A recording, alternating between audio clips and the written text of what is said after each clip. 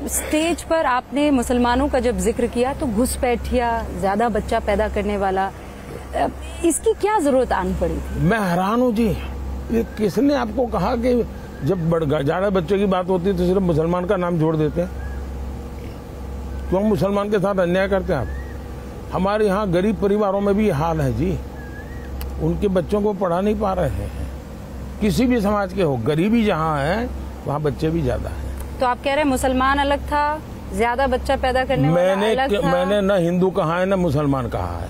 मैंने कहा कि भाई आप उतने बच्चे हो जिसका आप लालन पालन कर सको, सरकार को करना पड़े ऐसी स्थिति मत करो।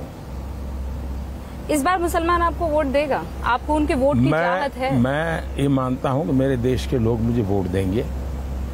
मैं जिस दिन हिंदू मुसलमान करूंगा ना, उस दिन मैं सार्वजनिक जीवन में रहने योग्य नहीं रहूंगा और मैं हिंदू मुसलमान नहीं करूंगा। ये मेरा संकल्प है। अगर मैं घर देता हूं, मैं सैचुरेशन की बात करता हूं, 100% डिलीवरी। इसका मतलब हुआ गांव में मानो 200 घर है, कौन समाज है, कौन जाति है, कौन धर्म है, 9 उन 200 घर में अगर 60 लाभार्थी हैं तो उन 60 लाख लोगों को मिलना चाहिए। और जब मैं 100% सैचुरेशन का मतलब होता है वो सच्चा सामाजिक न्याय है, वो सच्चा सेक्युलरिज्म है।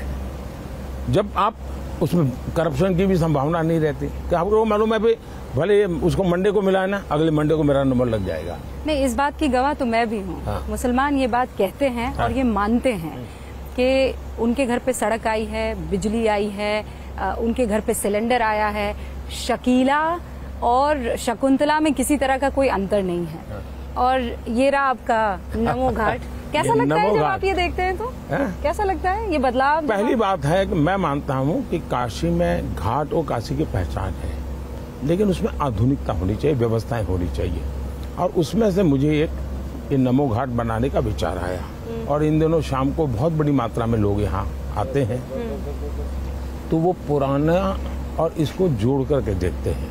और मैंने उस पुरानी परंपराओं को भी बचा के रखा है और मैंने उसको आधुनिक रूप भी दिया है, विरासत भी। और लगातार गंगा को नमन। यहाँ क्यों आते हैं?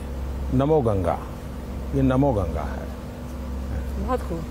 अच्छा, ये बताइए, जो मेरे 2 क्विक आखिरी सवाल है। पहला तो ये कि ये कहा जाता है कि 400 पार अगर मोदी ले आएगा तो फिर विपक्ष क्या करेगा?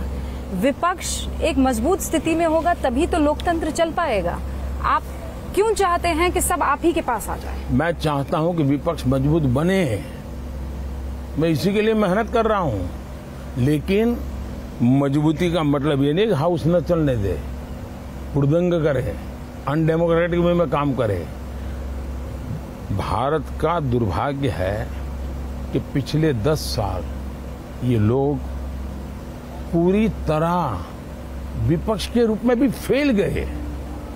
उनके खाते में विपक्ष के नाते काम किया एक काम नहीं है। जो लोग विपक्ष में फेल गए वो शासन में कैसे सफल हो सकते हैं? और भारत में मजबूत लोकतंत्र की बहुत आवश्यकता है, मजबूत विपक्ष की आवश्यकता है। और इसलिए शरद पवार ने एक अच्छा सुझाव दिया है और मैं उसका स्वागत करता हूं। उन्होंने सुझाव दिया है कि सभी छोटी पार्टियों ने कांग्रेस में मर्ज कर देना चाहिए। कांग्रेस में मर्ज करना नहीं करना, कहाँ करना, वो मेरा विषय नहीं है। देखिए, इसका अर्थ मैं ये निकालता हूं, अगर ये मर्ज हो जाते हैं, क्योंकि उनको चिंता ये है कि इस चुनाव में मान्य विपक्ष संभव नहीं होगा, इतने सीटें भी नहीं आएगी कोई रिकॉग्नाइज अपोजिशन बने।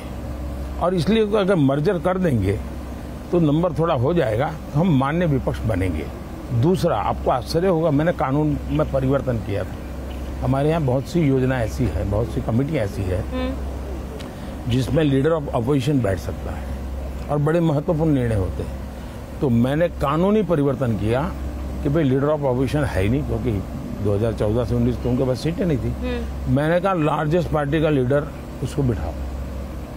मैं इतना डेमोक्रेट हूँ, वरना मैं नहीं बिठाता, मुझे कोई जरूरत नहीं थी। देखिए, फिर भी मैंने किया है।